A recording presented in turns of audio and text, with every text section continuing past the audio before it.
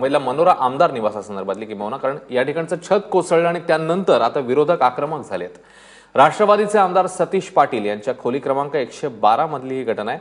Anti चेंबरमधील POP सहित हे छत कोसळलं आणि त्यानंतर अजित पवारांनी कोसळलेल्या छताचा तुकडाच थेट विधानसभेत आणला होता आणि आमदारांच्या सुरक्षेचा प्रश्न त्यांनी यावेळी उपस्थित केला।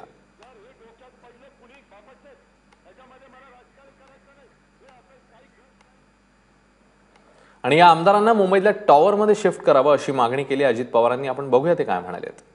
अध्यक्ष महोदय, आज सकाळी नेहमीसारखे रेल्वेने आले असताना रूम उघडली, त्यांचा स्वतःचा बेड आहे, स्वतःचा, त्या बेडवर वरचं अख्खं सिलिंग खाली आलंय।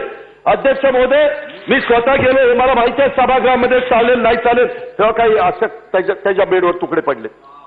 जर हे डोक्यात पडलं कुणी बापटचं, त्याच्यामध्ये मला राजकारण करायचं नाही, हे असं काही गरज नाही, काय राहिलेलं नाही।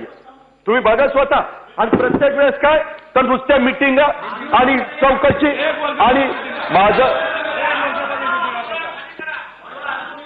नाही अध्यक्ष महोदय, आज या राष्ट्रवादीचा असेल, शेवटी सगळे आमदार महत्वाचे आहेत। आज 288 आमदारांपैकी काहींचे स्वतःचे घर असतील, फ्लॅट असतील, अहो ज्यांचं घरदार नाही ती गरीब आहेत, ते आमदार तिथं राहतात। आत्ताच्या आत्ता ABCD मनोऱ्यामध्ये जेवढे काही आमदार राहतात त्यांना मुंबईमध्ये जे टॉवर आहेत तिथं ती जाहिरात द्या आणि आम्हाला 50 टॉवर 100 टॉवर पाहिजे आणि त्या सगळ्या आमदारांना तिकडे शिफ्ट करा।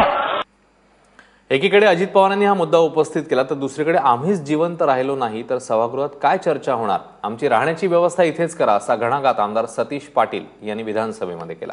अध्यक्ष महाराज, आम्ही जर जिवंत राहिलो नाही तर या सभागृहाचा काय उपयोग होणार आहे, कुठली चर्चा आपण घडून आणणार आहात। आणि म्हणून अध्यक्ष महाराज, अतिशय गंभीर विषय। सकाळी मी गावावरून आलो आणि रूम उघडल्यावर मी पाहिलं की सर्व स्लॅब माझ्या बेडवर पडलेला आहे, 10-10 किलोचा दगड माझ्या त्या बेडवर पडलाय। अध्यक्ष महाराज, मी धन्यवाद देईल माझ्या आईवडिलांना, माझ्या मतदारसंघातल्या कार्यकर्त्यांना, जे काही काम आम्ही आतापर्यंत केलं म्हणून शनिवार रविवारी हा प्रकार झाला।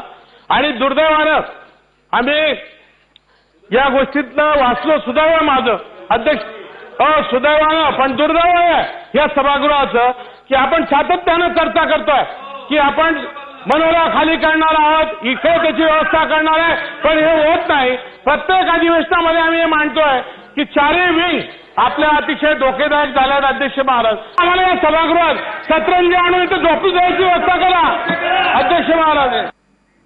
दरम्यान या सगळ्या पार्श्वभूमीवर ही सगळी चर्चा झाल्यावर आमदार निवासाच्या घटनेवर आजच बैठक घेऊ आणि पुढच्या पर्यायाचा विचार करू असं आश्वासन मुख्यमंत्र्यांनी दिलं। बघूया। अध्यक्ष महोदय, ही गोष्ट खरी आहे की आपल्या आमदार निवासांची जी अवस्था आहे ती खरोखर चांगली नाही आहे। म्हणजे मी स्वतः खूप वर्ष मॅजेस्टिकला राहिलो आणि माझा स्वतःचा अनुभव आहे की एक दिवशी रात्री अचानक असं सिलिंग माझ्या इथपर्यंत आलं खाली, ते फॉल सिलिंग होतं म्हणून वाचलो मी, काही झालं नाही आणि त्याच्यानंतर ते ठीकही झालं। पण हे सगळे आपले जे आमदार निवास आहेत हे सगळे जे आमदार निवास आहेत, आता खरं तर मनोऱ्याचा जर आपण विचार केला, मॅजेस्टिक तर खूप जुनं आहे पण मनोरा तुलनेने नवीन आहे, पण त्याचं बांधकाम आपण आपल्याकडे आणि माननीय सभापतींकडे बैठक झाली त्यावेळी ही चर्चा आली की त्याचं बांधकाम जे आहे ते फॉल्टी आहे, ठीक नाही आहे, म्हणजे सातत्याने, आणि आता ते अशा परिस्थितीत आहेत की त्याचं रिपेअर होऊ शकत नाही। आणि म्हणून आपण हा निर्णय देखील घेतला की आता त्याचं तात्काळ पाडून नवीन आमदार निवास बांधण्याशिवाय पर्याय नाही। पण आज म्हणजे त्यावेळेस आपल्याला ही माहिती नव्हती की इतकं ऐरणीवर आलंय की आता ते कोसळणं सुरू झालेलं आहे। मला असं वाटतं हा अतिशय गंभीर विषय आहे, आमदारांच्या ज्या भावना आहेत त्या योग्य आहेत आणि म्हणून आजच आपण या संदर्भात बैठक घेऊन सगळे अकोमोडेशनचे जे काही पर्याय आपल्याकडे आहेत ते सगळे पर्याय आपण त्या ठिकाणी आज पडताळून पाहू। दादांनी सांगितलं त्याप्रमाणे काही लोकांना जर त्याच्यामध्ये त्यांचं भाडं देऊन बाहेर जाता येत असेल तर तसं करू।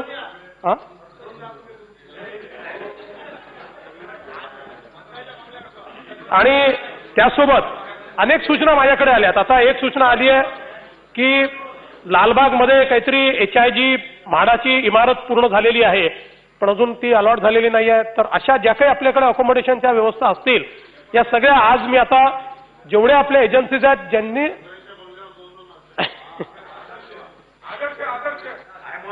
ज्यांनी डिसेंट, जिथे आमदारांना योग्य अशा प्रकारची व्यवस्था जिथे जिथे होऊ शकते ते सगळे आपण अकोमोडेशन आजच्या आज संध्याकाळपर्यंत मागवून घेऊ। त्याचं कसं अलॉटमेंट करता येईल त्याचा आपण विचार करू. आणि त्यासोबत समजा जर त्यात काही कमी पडलं तर जी सूचना दादांनी मांडलेली आहे ते सूचना देखील ऑप्शन देखील आपण ओपन ठेवू की काही आमदारांना आपण त्या ठिकाणी वेगळ्या प्रकारची व्यवस्था देऊ. काही माझ्याकडे असेही सूचना आलेल्या आहेत की हॉटेल वगैरे मध्ये अकोमोडेशन द्यावं त्याचाही विचार करता येईल. पण शेवटी आमदारांकडे येणारे इतके असतात की ते हॉटेलवाले त्यांना काढून टाकतील म्हणजे फार काय ठेवतील असं मला वाटत नाही. त्याच्यामुळे तो विचार करायचा का नाही हे बघू. पण जेवढे चांगले अकोमोडेशन आपल्याकडे उपलब्ध आहेत त्या सगळ्याचं मी आत्ताच आपलं हे झाल्याबरोबर एक बैठक बोलवतो आणि तात्काळ ते सगळे अकोमोडेशन मागवून घेतो आणि मग आपल्याला आणि सभापती महोदयांना ते सादर करून त्यातनं त्याचं अलॉटमेंट वगैरे कसं करायचं या संदर्भातला निर्णय तात्काळ आपण करू.